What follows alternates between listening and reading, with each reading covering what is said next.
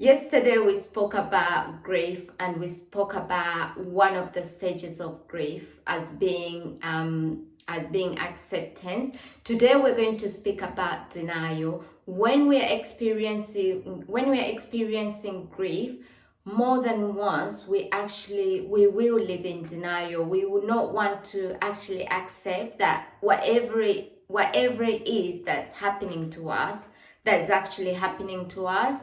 And then I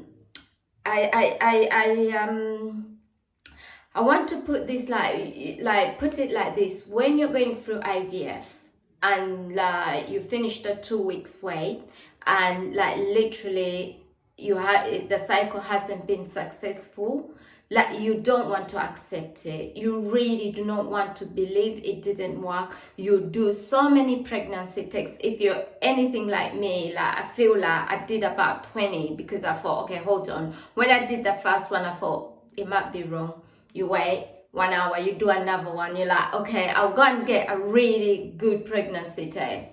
And then you get another one, and then you keep living in denial. You keep thinking, no, this can't be right, this can't be right. You're literally battling with the pregnancy stick. You literally want it to change from what you want it to change from what you don't want to what you do want.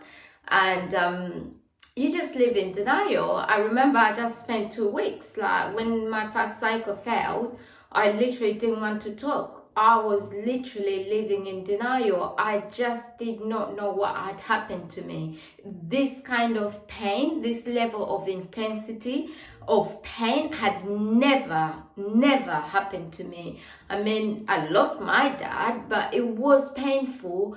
And I remember that pain, but maybe because I was a bit young, I didn't know what was happening so much.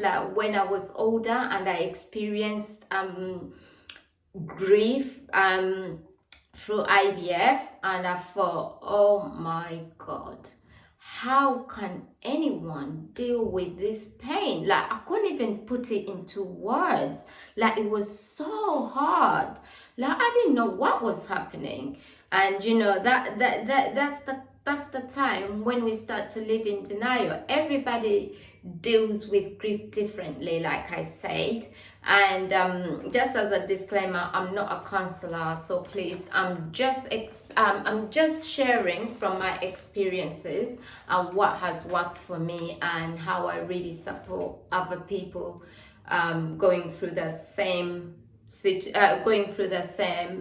process as I went through. Give them encouragement. That's all. Just be there for them, because I know what they're going through. So anyhow, when I experienced denial, everybody experiences denial differently. For me, it was to keep quiet. Other people, they might buy this, buy that, fill it up with that, fill it up with that.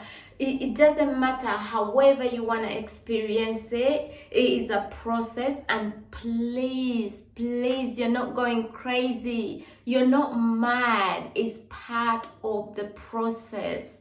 Whatever you're feeling, it's not abnormal. You're not going insane. You're not losing your mind. Don't feel like there's something wrong with you, therefore you're feeling like that. There's nothing wrong with you. It's part of the process. It's part of the grief process. We all go through it. Sorry, making myself comfortable again. So yeah, so I really want to talk about the denial process. And I read, if you haven't read Experiencing Grief by Norman, I forget his other name. Oh, I remember it. I remember it tomorrow. I'll tell you the other name. But if you just type in that, he's really good. And I love reading his books. So what it says, let me read this. This is really fun. This is really good to put into context what I've said. Denial is used to block out the unthinkable, but it brings it with fear of the unknown, since you're denying the reality of what happened. Can you see that?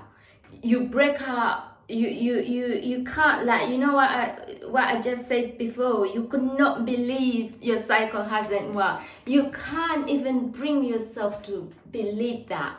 Yeah, so you block that out, but then along with that will come the fear of the unknown, and that is like the worst fear as well. So you get relief from one bit and then you have another bit to deal with, so you're constantly getting your energy drained, like, and you wonder why you're getting your energy drained. So I really want to encourage you to, when you're experiencing grief and you're in the denial stage, don't think you're crazy, accept it. The best way to deal with that is to actually be present with it, be in the moment. Don't overthink it. Like, you know, sometimes, because when the unknown happens, then you start to wonder, oh my God, will I ever be a mom? Will this ever happen to me? Or what's gonna happen to me? What if it doesn't work? What if the next cycle?